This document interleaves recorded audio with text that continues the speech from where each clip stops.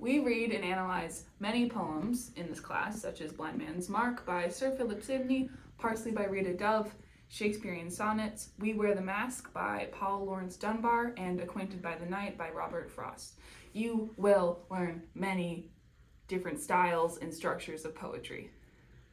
Starting with the summer reading, you will read around 6 to 7 books, such as Jane Eyre by Charlotte Bronte, and The Time of the Butterflies by Julia Alvarez, Farming of the Bones by Edwidge Danticat, Homegoing by Yajasi. Isn't it? Yeah. Starting with the summer reading, you will read 6 to 7 books in this class, such as Jane Eyre by Charlotte Bronte, and The Time of the Butterflies by Julia Alvarez, Farming of the Bones by Edwidge Danticat, Homegoing by Yajasi, Othello by Shakespeare. Othello specifically can be difficult to understand, so make sure to seek out outside sources or ask for clarification from your teacher. It's also a good idea to talk to your table mates, make some friends, super helpful. Find out when you need to have the book finished and split the chapters/page numbers into small, digestible sections. Also, set a specified time to read.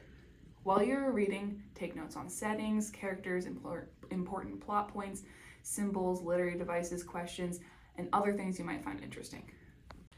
My favorite text in the class was Homegoing. It's a very compelling book. It follows the generational line of a family split in two, where one was sent on a slave ship to America and the other remained in Africa. It demonstrates the importance of storytelling and the long-term impact of generational trauma that continue to impact many people to this day, and I think it's one of the books that make me love reading so much. Hi, I'm Lizzie, and welcome to your lesson on writing. So essentially you're going to be doing essays in this class, a lot of essays. They're all going to be timed, typically within the span of a class period, or if it's a block day, within like half a class period. So really you got 40 minutes to write your thing. They are challenging, okay? If you come from AP Lang into this is more difficult than an AP Lang essay. You do get retakes, which, yippee. You're essentially going to receive a text, whether it's a poem, a passage, or any little scrap of text that they can find. They're going to put it on an essay, you're going to read it, and then you really want to do this. You want to annotate, you want to make sure you have all the things, all the required elements, which in this case would be a thesis statement, evidence, and sophistication. Sophistication point, much like the sophistication point in AP Language and Composition, is difficult to earn. So really don't try and focus in on it, try and get all the other required elements of your essay, you'll do fine. And Wheaton High School has the Writing Center, which is a lovely center where you can go say, hey, this is what I wrote, why is it bad? Why didn't I do a good job? Like, what is up with it? And then they will look at it and give you all your answers. It's glorious. Give you all the answers. We do essays for each unit. So each book we do, which my friend Julian mentioned, those books, we do essays on those. We also do essays on poetry, and occasionally it'll just be, hey, we have an essay and you don't know what the text is and you don't know what the topic is. For my personal tips for this class, ask a lot of questions, ask any questions. If you have questions, ask them, because then you get clarification. Useful. Read the books. It helps to have a reading schedule so that you know like when you're reading what and you don't fall behind. Practice writing, even if it's creative writing. Like write your own little stories in the margins of notebooks or in the middle of classes where you're bored. You can do like so much if you just like have all of those in your head somewhere. Annotate everything. And also read other books. Read some lovely other texts that excite you, something that's a bit more interesting than what you might be reading in class. I personally did not like reading Othello, but you can read other books. Yay! Like, for example, The House in the Cerulean Sea by T.J. Klune, lovely book. The Martian by Andy Weir, lovely. Every Heart a Doorway by Shauna Maguire. That is a novella. It is 100 pages max. Like you can read that. The Ship to Theseus by J.J. Abrams, which my friend Pari tells me has like a lot of complexity. It's very well written, and there are like annotations as a part of the text. So if you like a good story with all kinds of complex elements, there's that. Yeah, and then my favorite text so far this year is Thou Blind Man's Mark by Sir Philip Sidney and The Cask of Amontillado by Edgar Allan Poe. That's Amontillado? Yes, thank you.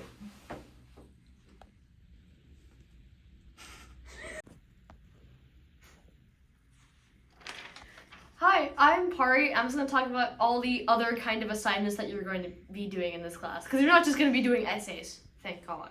So there are a few assignments, a few big ones, specifically like literary terms. That is literally a list of vocabulary that you're going to be doing that is going to span the whole quarter. Please do them as you get the words. Please do them on time.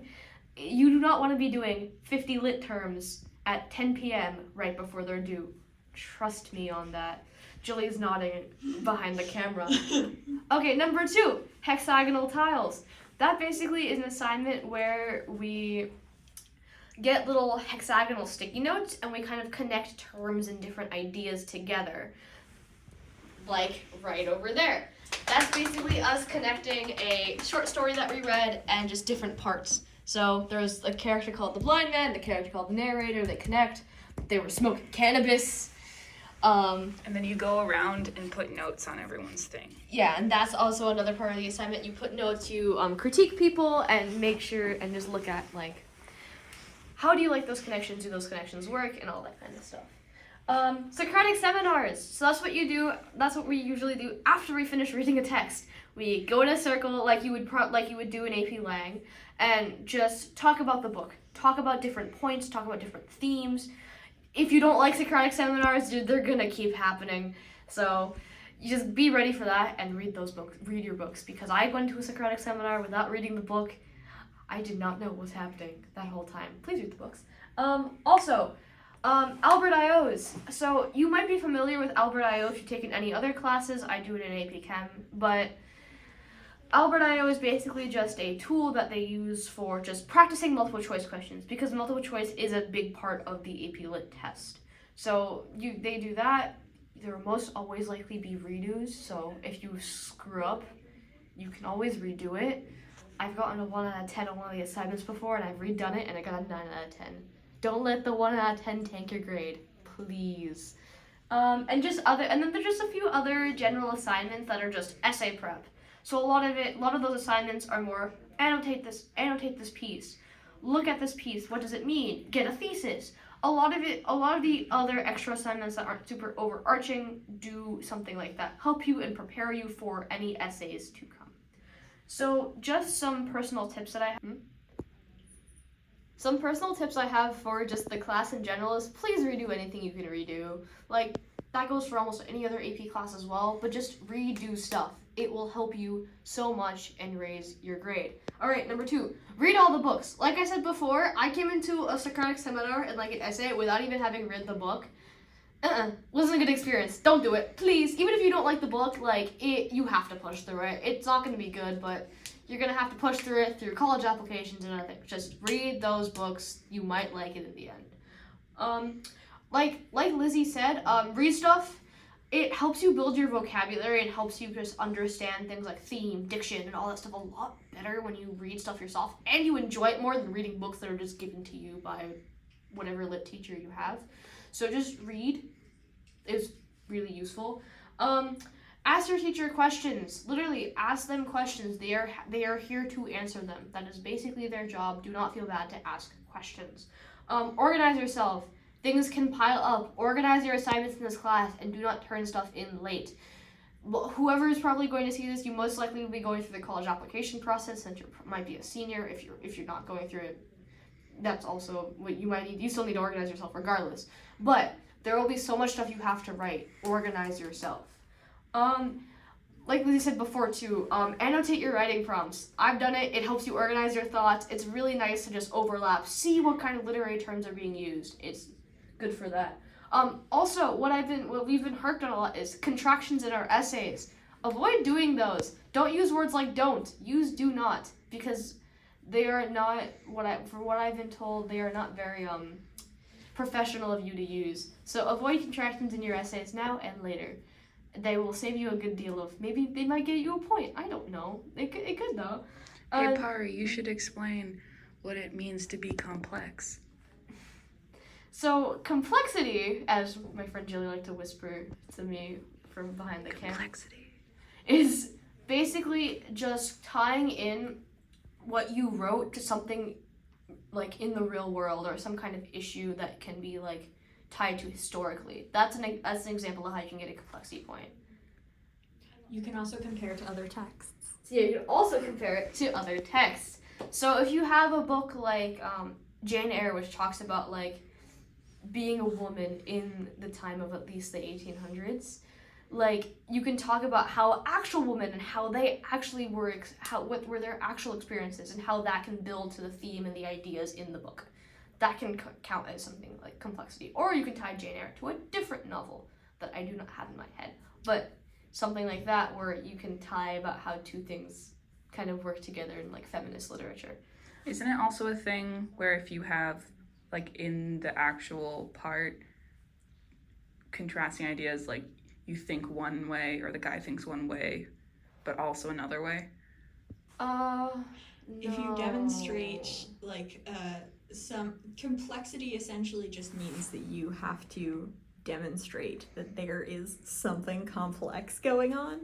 Really, if it is like for example, that blind man's mark, he was talking about, oh yeah, hate desire, absolutely the worst. But then the last sentence was him talking about how he desires to kill desire. So he himself has desires, but also hates desire. Complexity. Yay. Back to Pari. Yeah, which is a great example of complexity. Action. Finally, my favorite texts throughout the whole class so far are the same as Lizzie's. Woo! So they're both Thou Blind Man's Work by Sir Philip Sidney and the Cask of Amontillado by Edgar Allan Poe. And I like both because they're both just gritty and they talk about human nature really well, as well as the Cask of Amontillado is like a little murder mystery kind of thing, which I personally very much so enjoy.